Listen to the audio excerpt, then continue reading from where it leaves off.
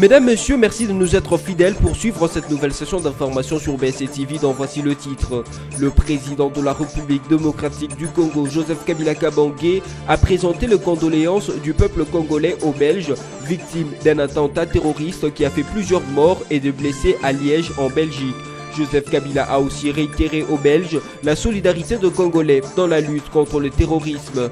Et puis sensibilisation sur la machine à voter, Corneille Nangaa Yobelo, président de la CENI, s'est entretenu avec les supporters de clubs de football congolais. L'objectif était de leur expliquer l'importance de la machine à voter afin qu'à leur tour, ces animateurs de clubs l'expliquent à la population. Enfin, suspension de la grève de professeurs de l'université de Kinshasa déclenchée il y a 6 semaines. La prise en compte par le gouvernement de leurs conditions salariales et les respects du protocole d'accord du 13 octobre 2017 sont là les conditions qui ont poussé les professeurs à lever leur grève.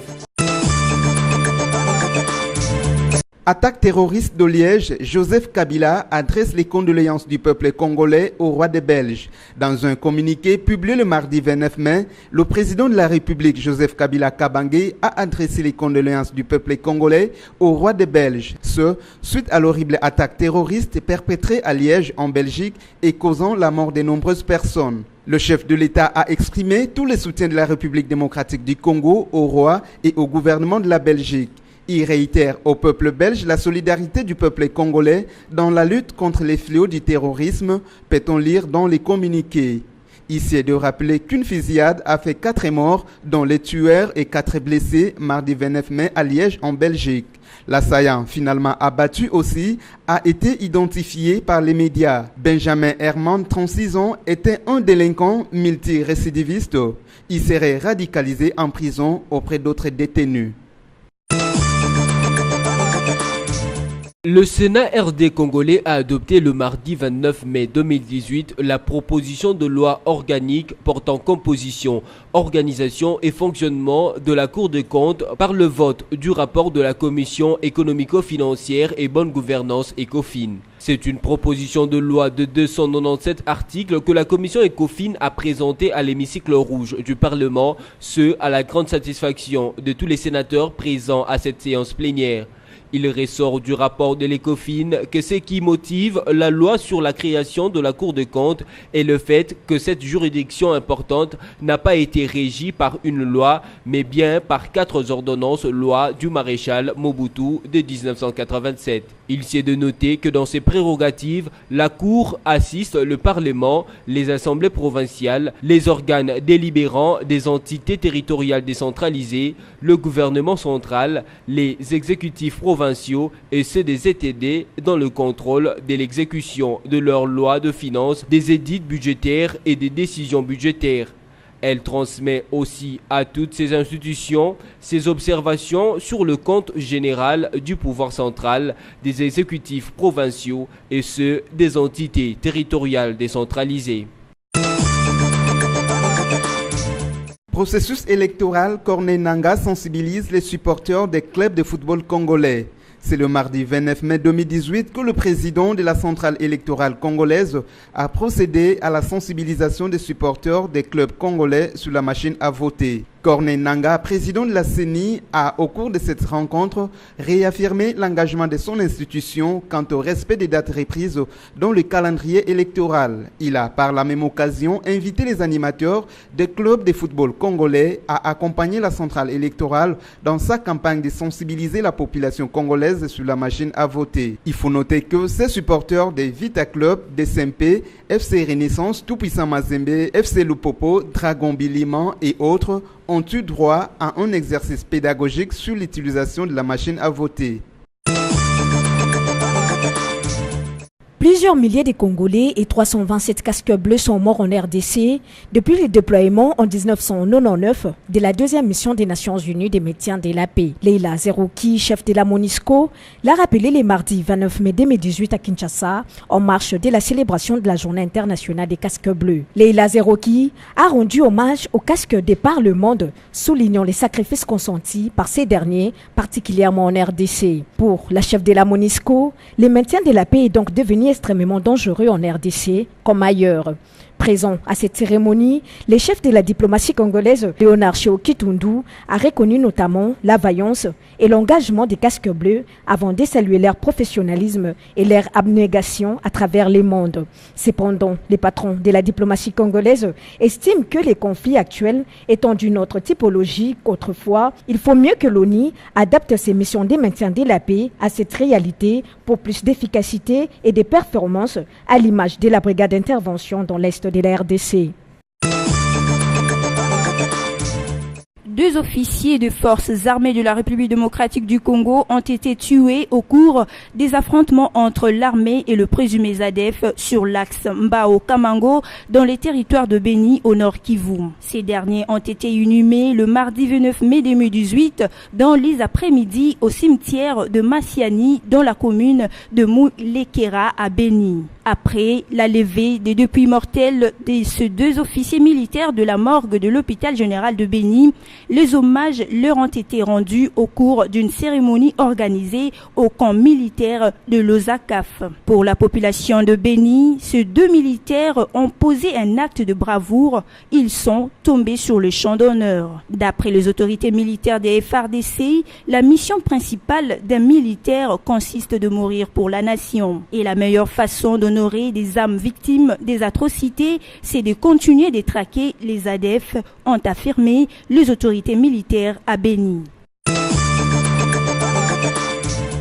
Une vingtaine de personnes ont été enlevées par des présumés miliciens FDLR le week-end dernier dans plusieurs chefferies des territoires de Rudjuru au nord Kivu. Des sources de la société civile qui signalent ces enlèvements affirment ne disposer d'aucune information sur ces assaillants. En outre, le chef du groupement de Bukama confirme ces enlèvements et dit avoir enregistré 9 cas non loin de la localité de Kiwanja. Ainsi, pour ces énièmes enlèvements, les fonctionnaires délégués du gouverneur à Kibirizi l'attribuent au FDLR Roudi, actif dans cette partie du territoire congolais. Les professeurs de l'université de Kinshasa ont décidé de suspendre leur grève déclenchée depuis 6 semaines. Ces derniers sont motivés de reprendre les activités académiques. C'est ce qui ressort d'une assemblée générale tenue le mardi 29 mai 2018 à l'université de Kinshasa. Après 6 semaines de grève généralisée, le professeur de l'UNIKIN note avec satisfaction la prise en compte par le gouvernement congolais de leurs revendications, ceux relatives à l'amélioration de leurs conditions salariales. Selon le président de l'association des professeurs de l'université de Kinshasa, Antoine Kitombole, le corps scientifique de cette université salue toutes les dispositions prises par les autorités congolaises en leur faveur. En outre, le professeur de l'UNIKIN se réjouissent finalement de ce que les uns et les autres s'inscrivent résolument dans la ligne du respect du protocole d'accord du 13 octobre 2017. À partir de ces jours, toutes les activités académiques de l'année en cours reprennent effectivement dans tout l'ensemble de l'université de Kinshasa. Mesdames, Messieurs, voici le rappel de titre. Le président de la République démocratique du Congo, Joseph Kabila Kabange, a présenté les condoléances du peuple congolais aux Belges, victimes d'un attentat terroriste qui a fait plusieurs morts et de blessés à Liège, en Belgique. Joseph Kabila a aussi réitéré aux Belges la solidarité de Congolais dans la lutte contre le terrorisme. Et puis sensibilisation sur la machine à voter, Corneille Nangai Yobelo, président de la CENI, s'est entretenu avec les supporters de clubs de football congolais. L'objectif était de leur expliquer l'importance de la machine à voter afin qu'à leur tour ces animateurs de clubs l'expliquent à la population. Enfin, suspension de la grève de professeurs de l'université de Kinshasa déclenchée il y a 6 semaines. La prise en compte par le gouvernement de leurs conditions salariales et les respects du protocole d'accord du 13 octobre 2017 sont là les conditions qui ont poussé les professeurs à lever leur grève. Ainsi s'achève cette édition d'information. Merci à vous de l'avoir suivi et restez branchés sur BSC Télévision.